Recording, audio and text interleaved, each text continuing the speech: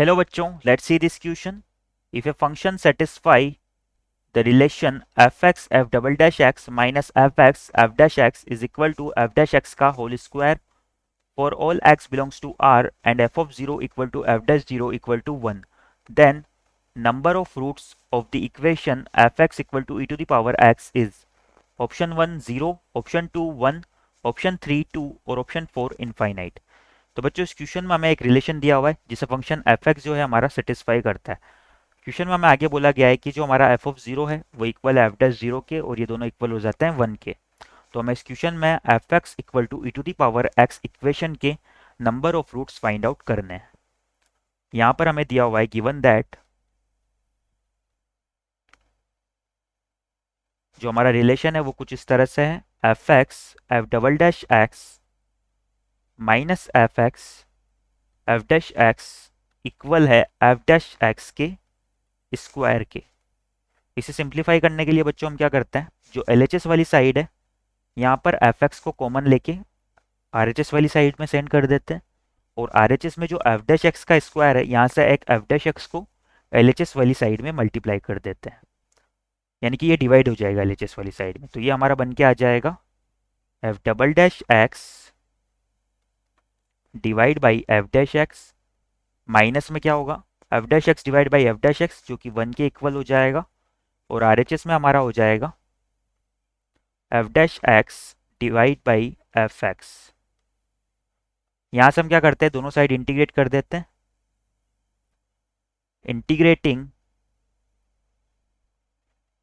Both sides we have, तो यहां से हमारा इसका इंटीग्रेशन तो क्या हो जाएगा, logarithm of f dash x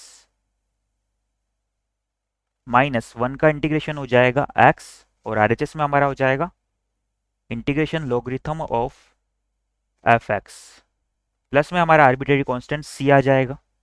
अब बच्चों क्वेश्चन में हमें दिया हुआ है गिवन दैट जो हमारा एफ ऑफ जीरो है ये इक्वल है वन के और यही क्या होता है एफ डैश जीरो के भी इक्वल होता है। तो यहाँ पर हम इस इक्वेशन वन में क्या करते हैं, x equal to zero put करते हैं। तो यहाँ से हम लिख सकते हैं by equation one we have,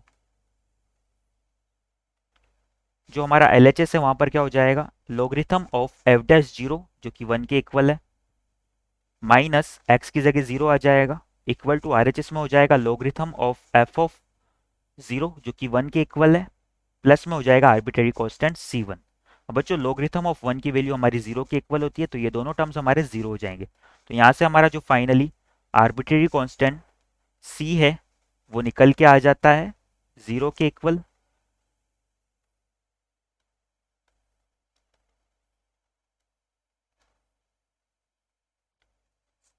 यानी कि जो हमारा फाइनली एक्सप्रेशन आ गया एफ डैश एक्स का वो क्या आ गया, यहाँ से हम लिख सकते हैं कि जो हमारा f dash logarithm of f dash x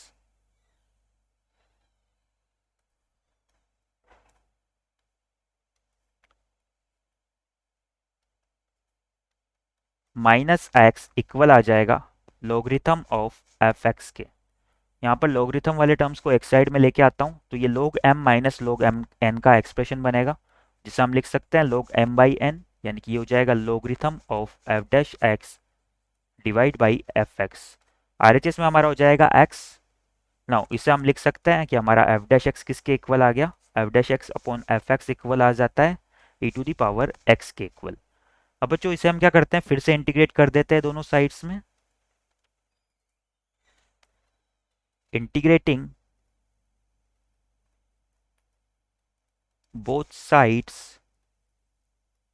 we have, जब दोनों साइड में हम इंटीग्रेट करेंगे तो LHS में तो हमारा क्या आएगा logarithm of f x is equal to RHS में हो जाएगा e to the power x का integration e to the power x plus में आर्बिट्रेरी कांस्टेंट C1।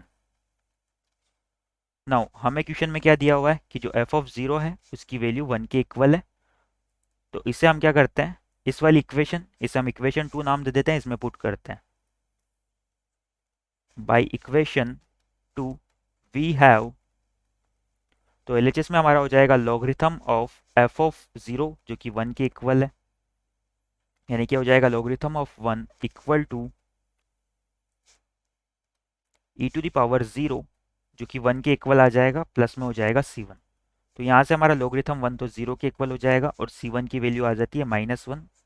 अगर C1 की वैल्यू मेरी -1 के इक्वल है तो यहाँ से मैं लॉगरिथम ऑफ एफ एक्स क्या आ जाएगा फाइनली,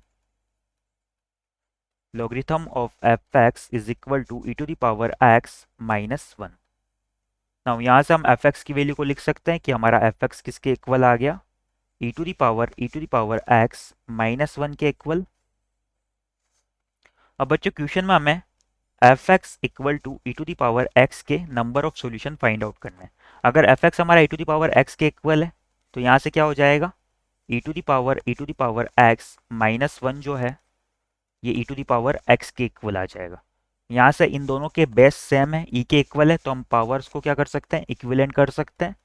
जब पावर को इक्विवेलेंट करेंगे तो यहाँ से हमारा e to the power x -1 आ जाएगा x के इक्वल, और इसे हम लिख सकते हैं कि e to the power x equal आ गया x प्लस 1 के।